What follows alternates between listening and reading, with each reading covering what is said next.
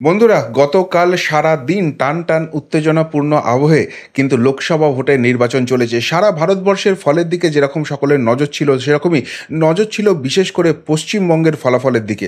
এবং বলতে কোনো বাধা নেই, দুটো ফলই কিন্তু সামগ্রিকভাবে জনতাকে চমকে দিয়েছে।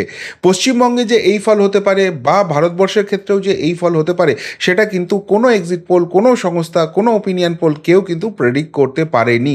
যে হাওয়াটা চলছিল, যেভাবে মানুষের মনোভাব ছিল, সেই জায়গা থেকে মনে করা হচ্ছিল যে নরেন্দ্র মোদী যে আপকি বার 400 বারের নাড়া দিয়েছেন সেইটা হয়তো হবে না, কিন্তু কিন্তু মোটামুটি 360-70 আসন নিয়ে এনডিএ জোট ক্ষমতায় ফিরবে এবং বিজেপি একাই 272 ক্রস করে যাবে। ভারতবর্ষের ক্ষেত্রে সেটা হয়নি। আর সেই যে এনডিএ বা বিজেপির আসন, সেখানে সবথেকে বড় যোগদান থাকতে পারে পশ্চিমবঙ্গের, কেননা স্বয়ং প্রধানমন্ত্রী এসে বলে গিয়েছিলেন যে এবারের নির্বাচনে সবথেকে ভালো ফলাফল বিজেপি যদি কোনো রাজ্যে করতে পারে সেটা হচ্ছে পশ্চিমবঙ্গ। এবং সেই হিসেবে সমস্ত এক্সিট পোলই প্রায় প্রেডিক্ট করেছিল যে তৃণমূল কংগ্রেসের থেকে একটি হলেও আসন বিজেপি এই রাজ্যে পাবে। কিন্তু দেখা গেল দিনের শেষে না, পশ্চিমবঙ্গে যে কোনো কারণেই হোক এখনও তৃণমূল কংগ্রেসের প্রতি আস্থা, মমতা বন্দ্যোপাধ্যায়ের প্রতি আস্থা এই বাংলার জনতার অটুট রয়েছে। তার কাটা ছেঁড়া বিভিন্ন রকম সমীকরণ, বিভিন্ন রকম ইকুয়েশন, সমস্ত কিছু কিন্তু ধীরে ধীরে সামনে আসবে। এর পোস্টমর্টেম রিপোর্ট অবশ্যই রাজনৈতিক ধারাভাষ্যকার হিসেবে আমরাও আনার চেষ্টা করব। কিন্তু যেটা প্রাথমিক জায়গা থেকে আমার মনে হয়েছে, গতকালের নির্বাচনে পশ্চিমবঙ্গের যে ফলাফল সামনে এসেছে, সেই জায়গা থেকে অন্তত বেশ কিছু নেতা নেত্রীর রাজনৈতিক কেরিয়ার কার্যত শেষের মুখে চলে এসছে। আমি 1, 2, 3, 4, 5 করে সেইগুলো আপনাদের সামনে নিয়ে আসার চেষ্টা করব এবং আপনারাই বিচার করে দেখুন সত্যিই এদের রাজনৈতিক কেরিয়ার কি একদমই শেষ হয়ে গেল, নাকি এখান থেকেই নতুন অক্সিজেন পেয়ে তারা নতুনভাবে শুরু করতে পারবেন। নমস্কার, প্রিয়বন্ধু মিডিয়ায় আপনাদের স্বাগত এবং আপনারা দেখছেন প্রিয়বন্ধু বাংলা, সত্যের সন্ধানে সর্বদা আমি শুদ্ধশীল। বন্ধুরা, আমার এই তালিকায় সবথেকে প্রথম যে নামটি থাকবে সেটা হচ্ছে অধীর রঞ্জন চৌধুরী। কংগ্রেসের এই বাংলায় কংগ্রেসকে টিকিয়ে রাখার একমাত্র দাপুটে নেতা ছিলেন এই অধীর রঞ্জন চৌধুরী। এবং গতকাল পাঁচবার তিনি বহরমপুরের সাংসদ, কিন্তু সেই বহরমপুরের নিজের কেন্দ্রেই তিনি হেরে যান এবং হেরে যান তৃণমূল কংগ্রেসের সো কল্ড বহিরাগত প্রার্থী ইউসুফ পাঠানের কাছে। এবারের নির্বাচনে ইউসুফ পাঠানকে শেষ মুহূর্তে অভিষেক বন্দ্যোপাধ্যায় উড়িয়ে নিয়ে আসেন, তার সঙ্গে কথা বলেন এবং বহরমপুরে তাকে প্রার্থী করা হয়। যেদিন থেকে তাকে প্রার্থী করা হয়েছে সেই দিন থেকে তুমুল সমালোচনা চলে যে তৃণমূল কংগ্রেস এই রাজ্যে বিজেপিকে বহিরাগত পার্টি বলে, তারাই গুজরাট থেকে একজন ক্রিকেটারকে ধরে নিয়ে এসে এইভাবে প্রার্থী করছেন, এটা কতখানি কি ছক হবে। কিন্তু দিনের শেষে দেখা গেল যেভাবেই হোক সেই ছক ক্লিক করেছে এবং ইউসুফ পাঠান জিতেছে। এই অধীর রঞ্জন চৌধুরীকে ভোট চলাকালীনই যখন প্রশ্ন করা হয়েছিল যে ইউসুফ পাঠানের মতো দাপুটে ক্রিকেটার আপনার বিরুদ্ধে লড়ছেন, অন্যদিকে নির্মল সাহাকে প্রার্থী করেছে বিজেপি, যিনি স্থানীয় চিকিৎসক এবং খুব খুব পরিচিত মুখ, খুব জনপ্রিয় মুখ, সুতরাং আপনার লড়াইটা কি এবারে কঠিন হয়ে গেল? অধীর রঞ্জন চৌধুরী খুব দাপটের সঙ্গে, খুব কনফিডেন্সের সঙ্গে বলেছিলেন যে তিনি বহরমপুরবাসীকে খুব ভালো করে চেনেন, তিনি সেখান থেকে জিতছেন এবং বাই চান্স যদি জিততে না পারেন তিনি রাজনীতি ছেড়ে দেবেন, তিনি বাদাম বিক্রি করবেন। শেষ পর্যন্ত তিনি বাদাম বিক্রি করবেন কিনা জানি না, কিন্তু কেন বলছি অধীর রঞ্জন চৌধুরীর রাজনৈতিক কেরিয়ার শেষ হয়ে যাবে। দেখুন, মমতা বন্দ্যোপাধ্যায় যখন সোমেন মিত্রের বিরুদ্ধে কার্যত বিদ্রোহ ঘোষণা করে কংগ্রেস ছাড়লেন এবং তৃণমূল কংগ্রেস তিনি গঠন করলেন, সেই সময় থেকেই তার নিশানায় 3জন কংগ্রেসের নেতা ছিলেন খুব বড় আকারে। একজন হচ্ছেন সুলতান আহমেদ, একজন হচ্ছেন শঙ্কর সিংহ, একজন হচ্ছেন এই অধীর রঞ্জন চৌধুরী। এই সুলতান আহমেদ এবং শঙ্কর সিংহ পরবর্তীকালে কিন্তু হাঁটু গেড়ে কার্যত নতজানু হয়ে মমতা বন্দ্যোপাধ্যায়ের তৃণমূল কংগ্রেসেই যোগদান করেন। কিন্তু অনেক চেষ্টা করেও অধীর রঞ্জন চৌধুরীকে তিনি কিছুতেই বাগে আনতে পারেননি এবং অধীর রঞ্জন চৌধুরীও বাকি যাই হয়ে যাক মমতা বিরোধিতায় যে তিনি কোনো খামতি রেখেছেন, এটা তার অতি বড় শত্রুও বলতে পারবে না। এখন যেটা মুশকিল হচ্ছে, মমতা বন্দ্যোপাধ্যায় কিন্তু বিরোধিতা সহ্য করতে পারেন না। তার বিরোধী যারা হন, হয় নতজানু হয়ে হাঁটু গেড়ে তার দলে তাকে যোগ দেওয়াতে হয়, আর না হলে রাজনৈতিকভাবে তিনি কার্যত মুছে যান। এখন অধীর রঞ্জন চৌধুরীর ক্ষেত্রে যেটা প্রবলেম হয়েছিল, মমতা বন্দ্যোপাধ্যায়কে সর্বভারতীয় ক্ষেত্রে কিন্তু রাহুল গান্ধী, সোনিয়া গান্ধী, মল্লিকার্জুন খার্গের কংগ্রেসের অনেকটা দরকার আছে এবং সেই জন্য এবারের পুরো নির্বাচনে অধীর রঞ্জন চৌধুরীর সমর্থনে একটি সভা করতেও কিন্তু গান্ধী পরিবার বা কংগ্রেসের শীর্ষ নেতৃত্বের কেউ সেখানে আসেনি।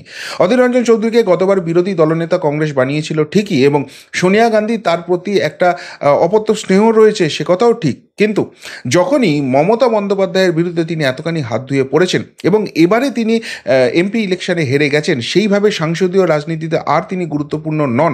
সুতরাং ইন্ডি জোটকে টিকিয়ে রাখতে, রাহুল গান্ধীদের আরও রাজনৈতিকভাবে শক্তিশালী করতে সোনিয়া গান্ধীরা এই অধীর রঞ্জন চৌধুরীকে আর কতখানি পাত্তা দেবেন, বা মমতা বন্দ্যোপাধ্যায়ের কথাকে সম্মান জানাতে বা যেই জোটটাকে টিকিয়ে রাখতে অধীর রঞ্জন চৌধুরীকে কি আস্তে করে ডিসকারি করে দেবেন? কেননা মল্লিকার্জুন খার্গে বলেছিলেন যে অধীর রঞ্জন চৌধুরী হয় কংগ্রেসের শীর্ষ নেতৃত্বের কথা মেনে নিন, নাহলে রাজনৈতিক সন্ন্যাস নিয়ে নিন, কংগ্রেস ছেড়ে দিন।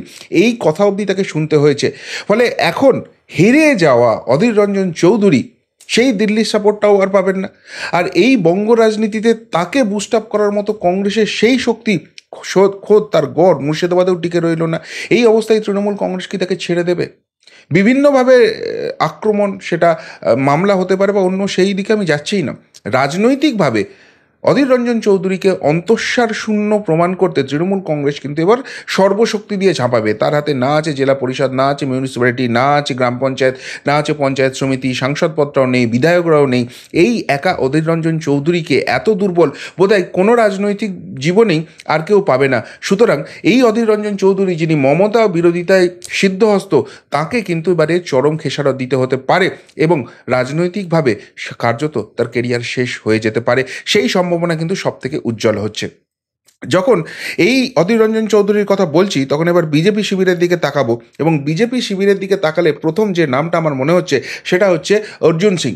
অর্জুন সিং বরাবরই যে অঞ্চলে রাজনীতি করেন, অর্থাৎ ব্যারাকপুরের শিল্পাঞ্চল, সেই জায়গাটায় তিনি দাবাং নেতা হিসেবে পরিচিত।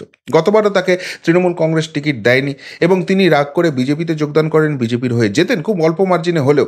তারপর মাঝপথে বিজেপি ছেড়ে তৃণমূলের দেওয়া মামলাগুলো থেকে বাঁচতে তিনি তৃণমূল কংগ্রেসে যোগদান করেন।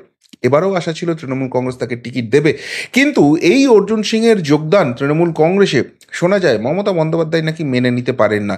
অন্যদিকে অভিষেক বন্দ্যোপাধ্যায় তাকে যোগদান করিয়েছিলেন, কেননা তিনি বিপক্ষ শিবিরে থাকার জন্য যে রাজনৈতিক ক্ষয়ক্ষতি হচ্ছিল এবং যে সংঘর্ষের পরিস্থিতি হচ্ছিল সেইটাকে পুরোপুরি নিউট্রালাইজ করার জন্য।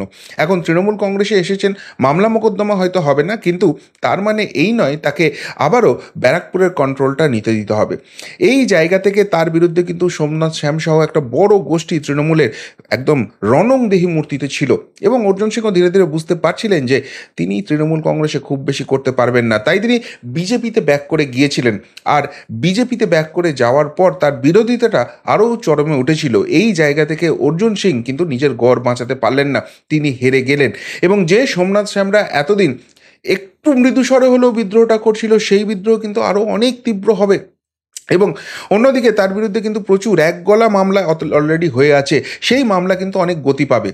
এই অবস্থায় তিনি যদি তৃণমূলে কংগ্রেসে ব্যাক করে যান, রাজনৈতিকভাবে তো সেই জায়গাটা আর কেউ এস্টাবলিশ করতে দেবে না। অন্যদিকে তিনি বিজেপিতে থাকলেও বা রাজনৈতিক সন্ন্যাস নিলেও তাকে যে ছেড়ে দেওয়া হবে এমনটা নয়। এই জায়গাটা পুরোপুরি দাবাং নেতাদের অন্তর্গত হয়ে গেছে, তাদের হস্তগত হয়ে গেছে। সেখানে পার্থ ভৌমিকের মতো লোক যেখানে সাংসদ হয়ে গেলেন, সুতরাং তার যে গোষ্ঠীটা রয়েছে তারা কিন্তু অর্জুন সিংকে তিলে তিলে তিলে তিলে রাজনৈতিকভাবে শেষ করার চেষ্টা করবে। কতখানি তিনি এই লড়াইটা লড়তে পারবেন সেটা নিয়ে কিন্তু বড় সড়ো একটা প্রশ্নচিহ্ন থেকে যাচ্ছে। এই তালিকায় তৃতীয় যে নামটা বলবো, যেহেতু দাবাং নেতার কথা বললাম, সুদূর উত্তরবঙ্গে চলে যাব, তিনি হলেন নিশীথ প্রামাণিক। নিশীথ প্রামাণিক আপনারা বলবেন জীবনের প্রথম নির্বাচন হারলেন। এর আগের নির্বাচনে তিনি জিতেছিলেন লোকসভা নির্বাচনে এবং কেন্দ্রীয় প্রতিমন্ত্রী হয়েছিলেন। এরপরে বিধানসভা নির্বাচনে তার উপর বিজেপি বাজি রাখে, সেখানেও খুব অল্প ব্যবধানে হলেও বোধহয় 56 ভোট না 75 ভোট এরকম তিনি উদয়ন গুহকে হারিয়ে দিয়েছিলেন। কিন্তু এবারেই তিনি প্রথম হারলেন। তাহলে কেন বলছি রাজনৈতিক কেরিয়ার শেষ হয়ে যাবে? আসলে কুচবিহারের রাজনীতিটা অনেকটা ব্যারাকপুরের মতোই, সেটাও দাবাং রাজনীতি। একদিকে যেরকম নিশীথ প্রামাণিক ছিলেন, অন্যদিকে কিন্তু তিনি যাদের বিরুদ্ধে রাজনৈতিক যুদ্ধটা করছিলেন তারা হচ্ছেন উদয়ন গুহ এবং রবীন্দ্রনাথ ঘোষ, দুই দাপুটে তৃণমূল নেতা। এখন এই নিশীথ প্রামাণিক হেরে যাওয়ার ফলে তিনি কেন্দ্রীয় প্রতিমন্ত্রী থাকছেন না। এই নিশীথ প্রামাণিক হেরে যাওয়ার ফলে তার সেই যে কেন্দ্রীয় সুরক্ষা বা সমস্ত কিছু সেগুলো থাকছে না। পুরনো যে মামলাগুলো আছে সেগুলো নতুন করে মাথাচাড়া দেবে, এবং নিশীথ প্রামাণিক যদি এই কোচবিহারের কন্ট্রোলটা রাখেন তাহলে উদয়ন গুহ এবং রবীন্দ্রনাথ ঘোষকে কিন্তু রাজনৈতিকভাবে মাটি হারাতে হবে। সুতরাং হেরে যাওয়া নিশীথ প্রামাণিক, দুর্বল নিশীথ প্রামাণিককে আর বোধহয় পাবেন না আর এই জায়গাটা পেয়ে তার সুযোগের সদ্ব্যবহার করবেন না, এরকম রাজনৈতিক অপরিপক্ক তৃণমূল নেতারা অন্তত নন বলে আমি বিশ্বাস করি। ফলে অর্জুন সিংয়ের মতোই নিশীথ প্রামাণিককে কিন্তু স্থানীয় রাজনীতি বা বিভিন্ন কেস এইগুলোকে কিন্তু হ্যান্ডেল করতে হবে। কতখানি তিনি পারবেন, কতখানি তিনি জুঝতে পারবেন, সেটার উপরই তার রাজনৈতিক ভবিষ্যৎ কিন্তু নির্ভর করছে। কিন্তু বিজেপি এই জায়গাটায় তাকে ডেফিনেটলি সাপোর্ট দেবে, কিন্তু তা সত্ত্বেও যে লড়াইটা হবে সেই রাজনৈতিক লড়াইয়ে কতখানি দাঁতে দাঁত চেপে নাপ ধরে রাখতে পারবেন নিশীথ প্রামাণিক, সেইটা নিয়ে কিন্তু প্রশ্নচিহ্ন থেকে যাচ্ছে। ফলে নিশীথ প্রামাণিকও কিন্তু রাজনৈতিকভাবে গতকালের পর থেকে এবার যথেষ্ট রকম কোণঠাসা হয়ে পড়ার একটা সমূহ সম্ভাবনা রয়েছে। এই তালিকায় 4 নম্বর যে নামটি আমার মনে হয়েছে তিনি হলেন হুগলি থেকে যিনি এর আগে সাংসদ ছিলেন সেই লকেট চট্টোপাধ্যায়। লকেট চট্টোপাধ্যায়ের এই রাজনৈতিক উত্থান কার্যত তড়িৎ গতিতে হয়েছে। তিনি যখন গতবার হুগলিতে জিতলেন তারপর থেকেই তিনি যেন একটা অন্য রকম রাজনীতি করার চেষ্টা করছিলেন। প্রথমেই তার বিরুদ্ধে অভিযোগ উঠল তিনি যাদের সাহায্যে হুগলিটা জিতেছিলেন গতবারে সেই তাদেরকেই আস্তে আস্তে ডিসকার্ড করতে শুরু করেছেন। এরপর তাকে বিধানসভা নির্বাচনের সুযোগ দেওয়া হয়, সেখানে তার জেতা আসনে সেই বিধানসভায় যেখানে 20,000-এর লিড ছিল সেই আসন থেকে তিনি হেরে যান। শুধু তাই নয়, এরপর তার বিরুদ্ধে যেটা ভয়ঙ্কর অভিযোগ ওঠে যে তিনি সাংসদ হয়েছেন ঠিক আছেন কিন্তু হুগলির মাটিতে পা দেন না, সেইভাবে তিনি দেখেন না। ফলে তার যে রাজনৈতিক প্রতিপক্ষ এবারে ছিল সেই রচনা বন্দ্যোপাধ্যায়, তাকে নিয়ে অনেক ট্রোল হয়েছে, অনেক মিম হয়েছে এবং অনেকেই বলছিলেন যে তৃণমূল কংগ্রেস বোধহয় ভুল করে ফেললো রচনা বন্দ্যোপাধ্যায়কে প্রার্থী করে, লকেট চট্টোপাধ্যায় বাজিমাত করে দেবেন। কিন্তু সেই রকম একটা সুন্দর আবহাওয়া পাওয়া সত্ত্বেও, একটা রাজনৈতিক জায়গা পাওয়া সত্ত্বেও লকেট চট্টোপাধ্যায় কিন্তু হুগলিতে আবারও হারলেন এবং খুব খারাপভাবে হারলেন। এবং যিনি বিধানসভায় হেরেছেন, যিনি লোকসভায় হেরেছেন, যিনি এলাকায় যান না, সময় দেন না, স্থানীয় ক্ষোভ রয়েছে এবং যাদের সাহায্যে যেতেন সেই সব নেতাদেরকেই তিনি পরবর্তীকালে ছাড়তে থাকেন, এত কিছু অভিযোগ যার বিরুদ্ধে, তিনি রাজনৈতিকভাবে কি ঘুরে দাঁড়াতে পারবেন? তার একটা সুবিধা হচ্ছে তিনি মহিলা মুখ এবং সেই জায়গা থেকে ডেফিনেটলি বিজেপির যে রাজ্য রাজনীতি সেখানে হয়তো তাকে ইম্পর্টেন্ট রোল দেওয়া হবে, কিন্তু সেটা কতখানি কণ্টক বিস্তীর্ণ হবে, সেই পথে কত যে চোরাগোপ্তা তার বিরুদ্ধে ধেয়ে আসবে সেটা সহজেই অনুমেয়। এবং সেই সব কিছু ড্রিবল করে, অ্যাটাক করে, বার করে আবার নতুন করে নিজের রাজনৈতিক জায়গাটা তিনি প্রতিষ্ঠা করতে পারবেন। যদি পারেন তিনি ডেফিনেটলি ভেসে থাকতে পারবেন এবং রাজ্য রাজনীতিতে একটা ইম্পর্টেন্ট রোল নেবেন। কিন্তু বিজেপির যে আভ্যন্তরীণ জায়গাটা সেই জায়গাতেই কিন্তু তাকে কোণঠাসা হয়ে যাওয়ার সমূহ সম্ভাবনা রয়েছে এবং কতদিন তিনি সেইটা লড়তে পারবেন সেটাও কিন্তু দেখার মতো ইন্টারেস্টিং একটা জায়গা হবে। আর এই তালিকায় আমি শেষ নাম যে নামটি বলবো তিনি হলেন বাঁকুড়ার ডক্টর সুভাষ সরকার। তিনি বাঁকুড়ার রাজনীতিতে, বিজেপির রাজনীতিতে দীর্ঘদিন ধরেই পরিচিত। গতবারে প্রথমবার জিতলেন এবং জিতেই কেন্দ্রে তিনি মন্ত্রী হলেন, কিন্তু অদ্ভুতভাবে তার বিরুদ্ধে একাধিক অভিযোগ হলো। এমনকি নির্বাচনের আগে, মানে টিকিট বন্টনেরও আগে তাকে পার্টি অফিসে তালা দিয়ে রেখে দিল। এতটাই স্থানীয় স্তরে স্থানীয় বিজেপি নেতাদের ক্ষোভ তার বিরুদ্ধে ছিল। তার বিরুদ্ধে অভিযোগ হচ্ছে স্বজন পোষণের, তার বিরুদ্ধে অভিযোগ উঠছে যে ওই যারা বিজেপিই করেন তাদেরকে একটুও যদি বসিং করার সুযোগ থেকে তিনি চ্যুত হন, তিনি তাদেরকে কিন্তু কোণঠাসা করে দেন। ফলে তিনি টিকিট পাওয়ার পর অনেকেই কিন্তু আতঙ্কিত হয়েছিলেন এবং বিজেপিরই একটা বড় অংশ ঠিক করে নিয়েছিল এই সুভাষ সরকারকে এবার কিন্তু সঠিক শিক্ষা দেওয়ার দরকার। সেই সঠিক শিক্ষাটা তিনি পেলেনও। বাঁকুড়ার মতো পজিটিভ আসন থেকে তিনি হেরে গেলেন। প্রাথমিকভাবে আমাদেরও মনে হয়েছিল তিনি হেরে যাবেন, কিন্তু তারপর যত দিন গেছে মনে হয়েছে তিনি আস্তে আস্তে আস্তে আস্তে সমস্ত কিছু কন্ট্রোল করে নিচ্ছেন, যে ক্ষোভ বিক্ষোভগুলো ছিল সেগুলো মিটিয়ে নিচ্ছেন।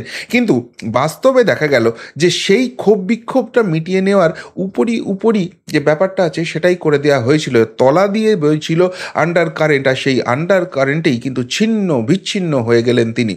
এবার এখানে সুভাষ সরকার হেরে যাওয়ার ফলে 3-4টে জিনিস খুব প্রমিনেন্ট হয়ে যাবে। এক, তার বয়স হয়েছে, সুতরাং ঘুরে দাঁড়ানোর জায়গাটা খুব কম থাকবে। 2, এতদিন তিনি যাদের উপর বসিং করেছেন বলে অভিযোগ হয়েছে তারা এবার তাকে ভোটে হারিয়ে শান্ত হবেন না, তারপরেও তার রাজনৈতিক ক্যারিয়ারটা শেষ করার জন্য উঠে পড়ে লাগবেন, এটা কার্যত নিশ্চিত হয়ে যাচ্ছে। 3, এই জায়গায় যে তৃণমূলের লবিটা এবার স্ট্রং হলো সেই জায়গা থেকে তাদের সঙ্গেও তাকে কিন্তু জুঝতে হবে। আর 4, যেটা সব থেকে গুরুত্বপূর্ণ, সেটা হচ্ছে যে স্বজন পোষণের যে অভিযোগ উঠেছে, এমনকি নির্বাচন চলাকালীন তার চিকিৎসক পুত্রকে নিয়ে যেসব অভিযোগ উঠেছে, এবার কিন্তু মামলা মকদ্দমায় জড়িয়ে জর্জরিত হওয়ার একটা সমূহ সম্ভাবনা থাকছে। ফলে সব মিলিয়ে এই বহুমুখী আক্রমণ এই বয়সে এসে সুভাষ সরকার কতখানি সামলাতে পারবেন তার উপরই কিন্তু রাজনৈতিক ভবিষ্যৎ অনেকখানি নির্ভর করছে। কিন্তু সব মিলিয়ে আমার মনে হয়েছে গতকালের যে নির্বাচনের ফলাফল এসছে তাতে এই ৫ নেতা-নেত্রী কিন্তু এবার প্রচণ্ড রকম বিড়ম্বনায় পড়তে চলেছেন। অবভিয়াসলি রাজনৈতিক ক্ষমতার স্বাদ কেউ পেলে তিনি এত সহজে সেই ফিল্ডটা ছেড়ে দেন না। তারাও তাদের মতো পাল্টা এর অ্যান্টিডোট দেওয়ার চেষ্টা করবেন। কিন্তু কোন দিকটা বেশি পাল্লাভারী হবে? তাদের উপর রাজনৈতিক আক্রমণ নাকি সেই রাজনৈতিক আক্রমণ থেকে বাঁচতে তাদের ডিফেন্স? তার উপরই ভবিষ্যৎটা নির্ভর করবে। কিন্তু একটা ইন্টারেস্টিং কেরিয়ার বাঁচানোর, রাজনৈতিক পদ বাঁচানোর লড়াই কিন্তু পশ্চিমবঙ্গ কালকের পর থেকে দেখতে পাবে। অন্তত এই ৫ জনের ক্ষেত্রে আমার মনে হচ্ছে। আপনারা কি বলবেন? সত্যিই এদের রাজনৈতিক কেরিয়ার, এদের রাজনৈতিক ভবিষ্যৎ সমস্ত কিছু প্রশ্নচিহ্নের সামনে চলে এলো? নাকি একটা নির্বাচনে হার, একটা নির্বাচনে হারই এর রাজনৈতিক অভিঘাত এদের উপর পড়বে না? আপনাদের কি মনে হচ্ছে? উত্তরটা অবশ্যই কমেন্ট বক্সে কমেন্ট করে জানাবেন। এখনকার মতো এখানেই শেষ করলাম। ফেরত আসছি নতুন প্রতিবেদন নিয়ে খুব তাড়াতাড়ি। ভালো থাকবেন, সাথে থাকবেন, পাশে থাকবেন। নমস্কার।